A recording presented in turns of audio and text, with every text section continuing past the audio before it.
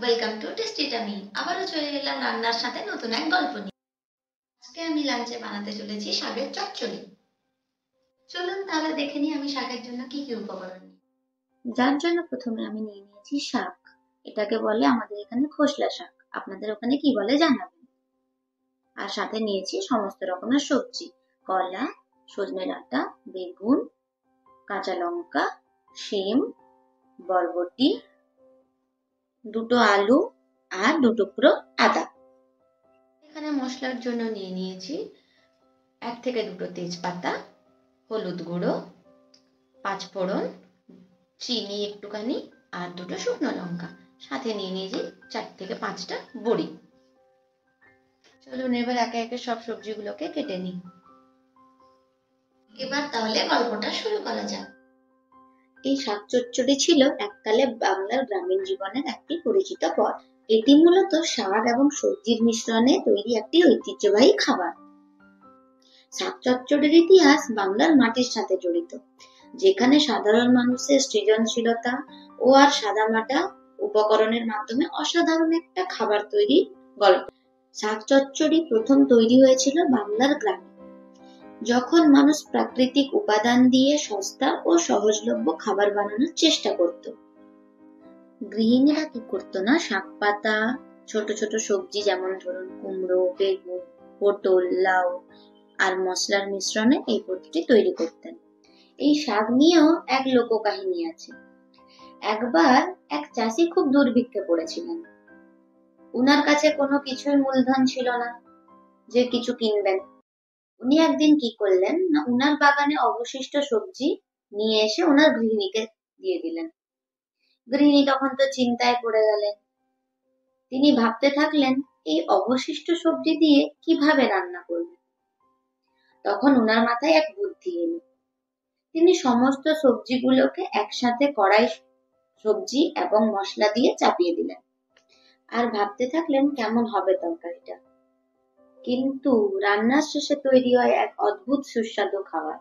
আর সেদিন থেকে এই পদটির নাম দেওয়া হয় শাক চচ্চড়ি, যা সংকটের সময় আবিষ্কার হলেও এখনো গ্রামীণ বাংলার প্রতিদিনের খাবার।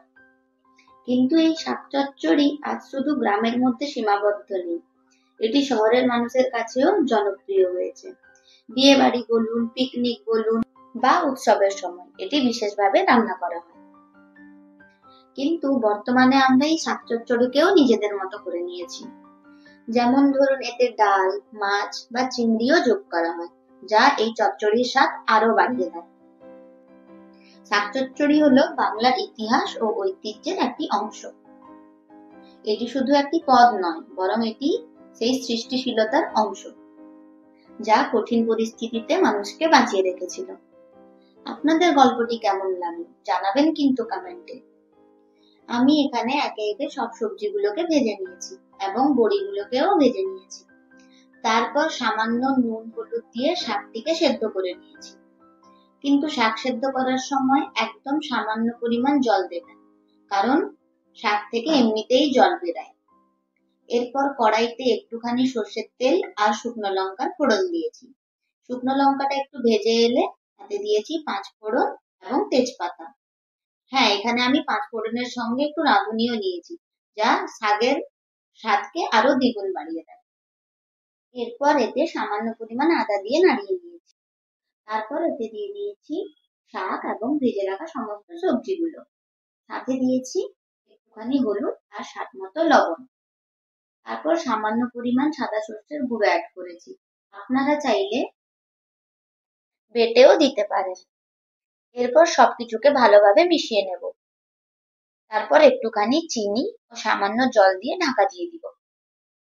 কিছুক্ষণ পর ঢাকনাটাকে খুলে নাড়িয়ে নেব।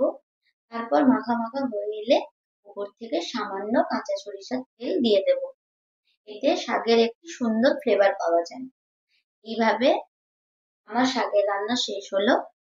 এটি পুরোপুরি নিরামিষ তরকারি কিন্তু, যেটি বাড়ির পুজোতেও রান্না করা যায়। আপনারাও এইভাবে রান্না করবেন এবং সবার সাথে ভাগ করে খাবেন।